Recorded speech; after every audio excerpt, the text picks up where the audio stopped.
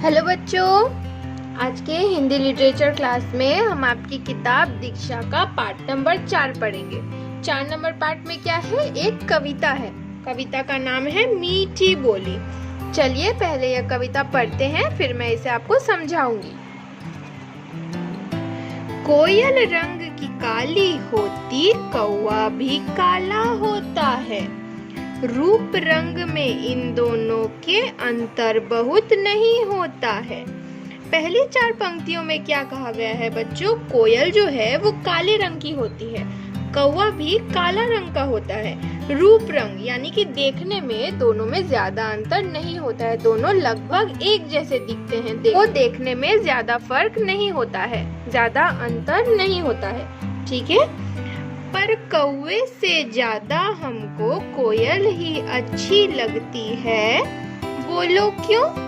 इसलिए कि उसकी बोली मिस्री सी लगती है।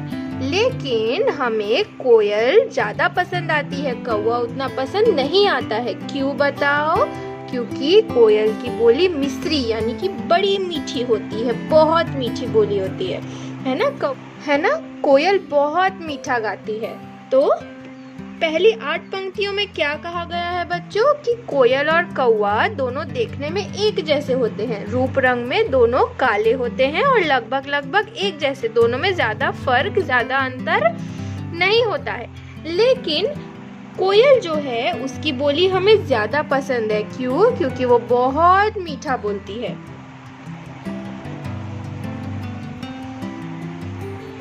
पशु पक्षी हो या कि आदमी, सबको मीठी बोली भाती। कड़वी बोली अपनों ही की, अपनों को ही नहीं सुहाती। लास्ट 4 पंक्तियों में, आखिरी 4 पंक्तियों में क्या कहा गया है बच्चों?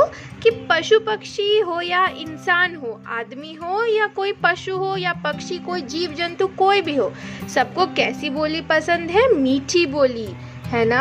हमें कड़वी बोली नहीं पसंद है। अगर कोई गुस्सा करके, चिल्ला के, बहुत कड़वे तरीके से बोलता है, हमें नहीं भाता है, हमें पसंद नहीं आता है। चाहे वो कोई भी हो, चाहे अपना हो या पराया, तो हमें कैसी बोली पसंद है? मीठी बोली। और हमें हमेशा मीठा बोलना चाहिए, कभी भी किसी के साथ दुर्व्यवहार, गंदा व्यवहार या कड़वा बात नहीं करना चाहिए। यह कविता किसने लिखा है? द्वारिका प्रसाद महेश्वरी। किसने लिखा है? द्वारिका प्रसाद महेश्वरी ने। तो चलिए हम फिर से यह कविता पढ़ें। कोयल रंग की काली होती, कौवा भी काला होता है। रूप रंग में इन दोनों के अंतर बहुत नहीं होता है। पर कौवे से ज्यादा हमको कोयल ही अच्छी लगती है। बोलो क्यों?